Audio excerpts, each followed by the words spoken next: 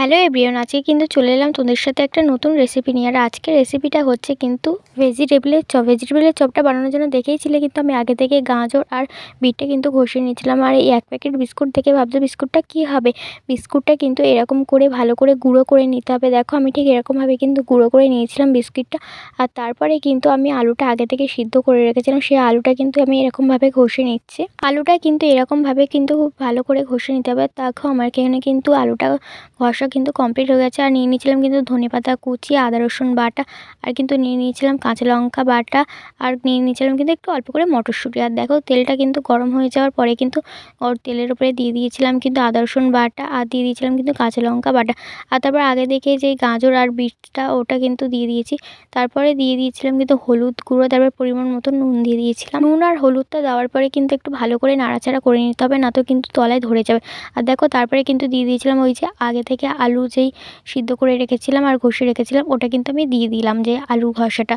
তারপরে দেখো ভালো করে কিন্তু আবারও নাড়াচাড়া করে নিতে হবে। আর দেখো তারপরে কিন্তু দিয়ে দিয়েছিলাম মটরশুঁটিটা দিয়ে কিন্তু আবারও ভালো করে নাড়াচাড়া করে নিতে হবে। আর দেখো তারপরে কিন্তু আমি দিয়ে দিয়েছিলাম ধনেপাতা কুচি। দেখো ধনেপাতাটা দিয়ে কিন্তু আবারও ভালো করে নাড়াচাড়া করে নিয়েছি।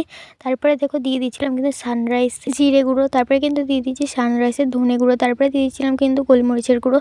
দিয়ে কিন্তু ভালো করে নাড়াচাড়া করে নিয়ে তারপরে কিন্তু আগে থেকে যে বিস্কুটের গুঁড়োটা করে রেখেছিলাম ওটা কিন্তু দিয়ে দেবো। তারপরে কিন্তু দিয়ে দেবো কিন্তু চিনি, দিয়ে কিন্তু ভালো করে নাড়াচাড়া করে নেবো।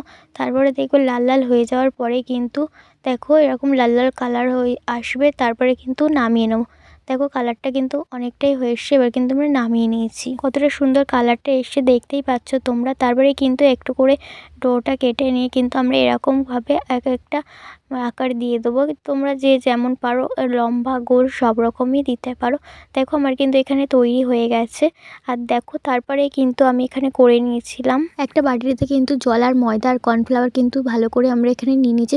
তারপরে কিন্তু যে ডোগুলো করে রেখেছিলাম ওগুলো কিন্তু বাটিতে চুপিয়ে কিন্তু আবারও কিন্তু যে বিস্কুটের গুঁড়োগুলো কিন্তু গায়ে ভালো করে মিশিয়ে নিয়েছি। নিয়ে দেখো আমার কিন্তু এখানে রেডি হয়ে গেছে। এগুলো কিন্তু শুধু আর তেলে ভাজার অপেক্ষায়। দেখো এখানে সব আমি আকার দিয়ে কিন্তু করে নিয়েছি লম্বা আর গোল করে। তেলটা গরম হয়ে যাওয়ার পরে কিন্তু আমি একটা একটা করে দিয়ে দেবো।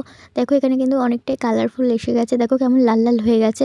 তারপরে কিন্তু আমার হয়ে গেছে। তারপরে দেখো এখানে আমি তুলে নিচ্ছি। এখানে কিন্তু রেডি হয়ে গেছে আমার এই নতুন রেসিপিটা। তোমাদের কেমন লাগলো অবশ্যই একটা কমেন্টে জানাতে ভুলো না বন্ধুরা। এরকম ছোট ছোট মিনি ব্লগ দেখার জন্য চ্যানেলটাকে কিন্তু অবশ্যই একটা লাইক কমেন্ট অ্যান্ড সাবস্ক্রাইব আর ফলো করতে ভুলো না বন্ধুরা। চলো টাটা।